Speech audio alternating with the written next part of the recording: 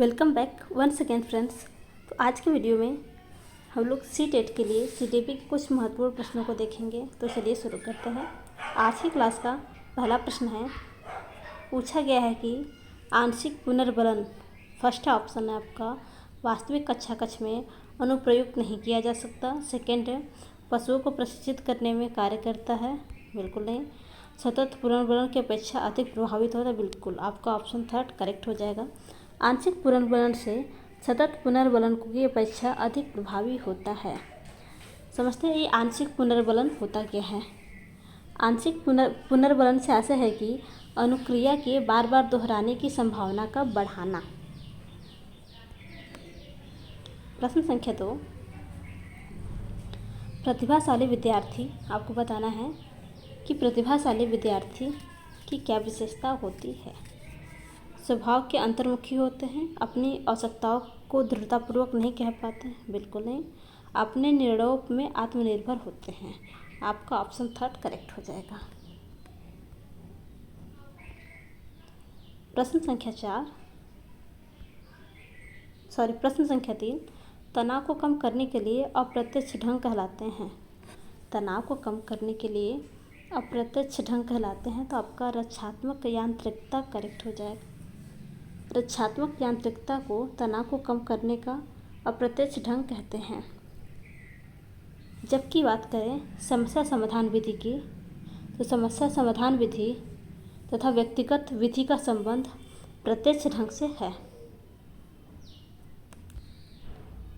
प्रश्न संख्या 4, मस्तिष्क की संरचना तथा कृत्यों में विभेद का परिणाम होता है। मस्तिष्क की संरचना तथा कृत्यों में विभेद का परिणाम होता है। तो आपका डिसलेक्सिया।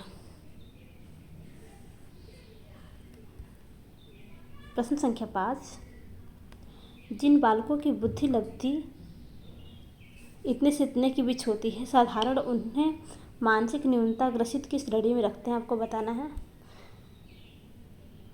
तो इस प्रश्न का आपका जो करेक्ट ऑप्शन हो जाएगा, प्रश्न आपका ऑप्शन फर्स्ट करेक्ट हो जाएगा, 70 से कम। यानी न्यूनता ग्रसित बालक की जो बुद्धि लब्धि 70 से कम होती है।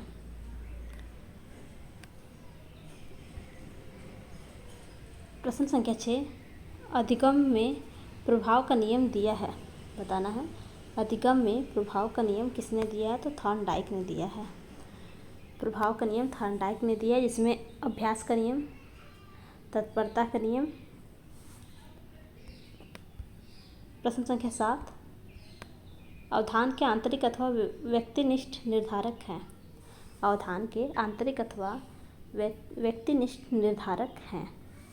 तो आपका अवधान के आंतरिक या फिर व्यक्तिनिष्ठ निर्धारक के रूप में रुचि, लक्ष्य और अभिवृत्ति होती है। प्रश्न संख्या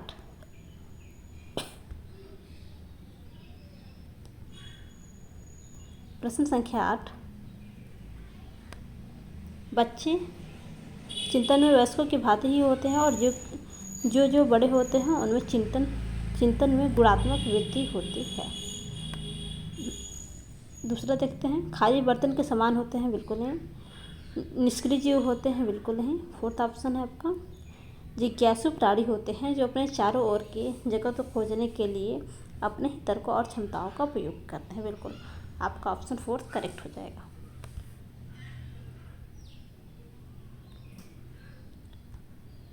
प्रश्न संख्या 9,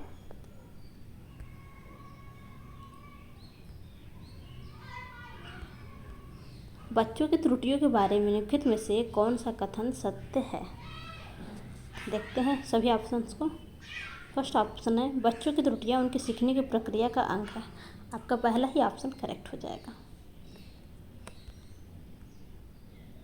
प्रश्न संख्या 10,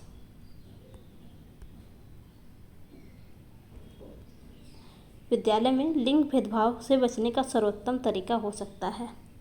विद्यालय में लिंग भेदभाव से बचने का सर्वोत्तम तरीका हो सकता है पुरुष और महिला शिक्षकों को समान संख्या में भर्ती करना। नहीं, ये नहीं हो सकता। विद्यालय में लिंग भेदभाव को दूर करने के लिए नियम बनाना, उन्हें सख्ती से पालन करना। नहीं। संगीत प्रतियोगिता के लिए लड़कियों की अपेक्षा लड़कों का अधिक चयन करना, नहीं। शिक्षकों द्वारा उनके लिंग पक्षपातपूर्ण व्यवहारों का अधिसंज्ञान, बिल्कुल। आपका ऑप्शन 4 करेक्ट हो जाएगा। प्रश्न संख्या 11 पूछा गया है कि शैक्षिक क्षेत्रों में निष्पादन के आधार पर शैक्षणिक क्षेत्रों में निष्पादन के स्तर को बढ़ाने का औचित्य स्थापन किस आधार पर किया जा सकता है।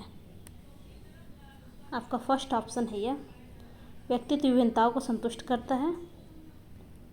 आपका पहला ही ऑप्शन करेक्ट हो जाएगा, यह व्यक्तित्व विभिन्नताओं को संतुष्ट करता है। प्रश्न संख्या 12 सीता ने हाथ से दाल और चावल खाना सीख लिया। जब उसे दाल और चावल दिए जाते हैं तो वह दाल चावल को मिलाकर खाने लगती है। उसने चीज़ों को करने के लिए अपने स्कीमा में दाल और चावल को बताना है, अंगीकार कर लिया या समायोजित कर लिया या अनुकूलित कर लिया या समुचितता कर लिया। तो इसका जो आपका करेक्ट ऑप्शन हो जाएगा, आपका ऑप्शन 3 अनुकूलित कर लिया। प्रश्न संख्या 13 के अतिरिक्त बुद्धि के निम्नलिखित पक्षों को स्टर्नबर्ग के त्रितंत्र सिद्धांतों में संबोधित किया गया है। आपको बताना है किसके अतिरिक्त बुद्धि के निम्नलिखित पक्षों को स्टर्नबर्ग के त्रितंत्र सिद्धांतों में संबोधित किया गया है। तो आपका ऑप्शन 3 करेक्ट हो जाएगा, सामाजिक। प्रश्न संख्या 14 हार्वर्ड गार्डनर का बुद्धि का सिद्धांत किस पर बल देता है। हार्वर्ड गार्डनर का बुद्धि का सिद्धांत किस पर बल देता है। तो आपका ऑप्शन 4 करेक्ट हो जाएगा, प्रत्येक व्यक्ति की विलक्षण योग्यताओं पर। प्रश्न संख्या 15 पियाजे के अनुसार अधिगम के लिए निम्नलिखित में से क्या आवश्यक है। आपको बताना पियाजे के अनुसार। तो आपका ऑप्शन 4 करेक्ट हो जाएगा, विद्यार्थी के द्वारा पर्यावरण की सक्रिय खोजबीन। प्रश्न संख्या 16 जिन पियाजे के अनुसार प्रारूप यानी स्कीमा निर्माण वर्तमान योजनाओं के अनुरूप बनाने हेतु नवीन जानकारी में संशोधन और नवीन जानकारी के आधार पर पुरानी योजनाओं में संशोधन के परिणाम के रूप में घटित होता है, इन दो प्रक्रियाओं को जाना जाता है। ऑप्शन फर्स्ट है आपका समावेशन व अनुकूलन के रूप में। सेकेंड ऑप्शन है आपका साम्यीकरण संशोधन के रूप में। थर्ड है आपका समावेशन और समायोजन के रूप में। फोर्थ है समायोजन और अनुकूलन के रूप में। तो आपका ऑप्शन 3 समावेशन और समायोजन के रूप में करेक्ट हो जाएगा। प्रश्न संख्या 17 अपनी कक्षा की व्यक्तिगत विभिन्नताओं से निपटने के लिए शिक्षक को चाहिए कि अपनी कक्षा की व्यक्तिगत विभिन्नताओं से निपटने के लिए शिक्षक को चाहिए कि आपका ऑप्शन सेकेंड करेक्ट हो जाएगा, बच्चों से बातचीत करें और उनके दृष्टिकोण को महत्व दें। प्रश्न संख्या 18 आकलन उद्देश्यपूर्ण होता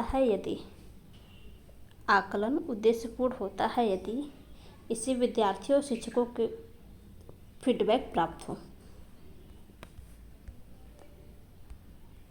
जिन विद्यालयों में समकेशित शिक्षा दी जाती है उसके शिक्षकों को किस प्रकार से क्षेत्र विशेष में प्रशिक्षित करना चाहिए। फर्स्ट है आपका विशेष आवश्यकता वाले बच्चों की पहचान शिक्षण, व्याख्यान विधि द्वारा शिक्षण, क्रियात्मक के साथ शिक्षण। फोर्थ है उपयुक्त में से कोई नहीं।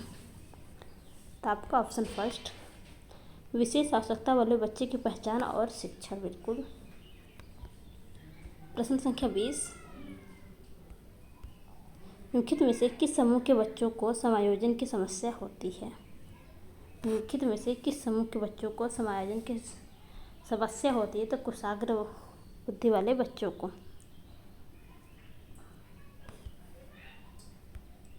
प्रश्न संख्या 21 क्षेत्र सिद्धांत निम्न में से किस वर्ग का योगदान है। क्षेत्र सिद्धांत निम्न में से किस वर्ग का योगदान है। तो आपका एक गेस्टाल्ट वादियों का करेक्ट हो जाएगा। प्रश्न संख्या 22, भाटिया बैटरी का प्रयोग निम्न से किसके मापन हेतु किया जाता है? तो आपका ऑप्शन थर्ड करेक्ट हो जाएगा, बुद्धि के मापन हेतु प्रयोग किया जाता है। प्रश्न संख्या 23, अभिक्रमायोजित अधिगम का प्रत्यय किसने दिया? अभिक्रमायोजित अधिगम का प्रत्यय किसने दिया? तो आपका स्किनर करेक्ट हो जाएगा। प्रश्न संख्या 24,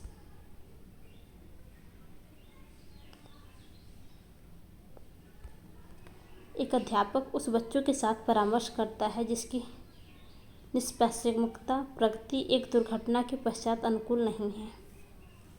निम्नलिखित में से कौन सी प्रक्रिया विद्यालय में परामर्श के लिए सबसे बेहतर हो सकती है? यह एक उपशामक उपाय है ताकि लोग अपने को आरामदायक महसूस कर सकें। सेकेंड है, वो अपने विचारों द्वारा खोज करने हेतु लोगों में आत्मविश्वास का निर्माण करता है। तो आपका ऑप्शन सेकेंड करेक्ट हो जाएगा। वह अपने विचारों द्वारा खोज करने हेतु लोगों में आत्मविश्वास का निर्माण करता है। प्रश्न संख्या 25, बच्चे तब सर्वाधिक सृजनशील होते हैं जब वे किसी गतिविधि में भाग लेते हैं।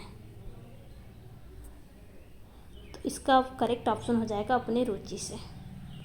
शिक्षकों की डांट से बचने के लिए नहीं, दूसरों के सामने अच्छा दबाव में आकर नहीं, आपका ऑप्शन थर्ड करेक्ट होगा।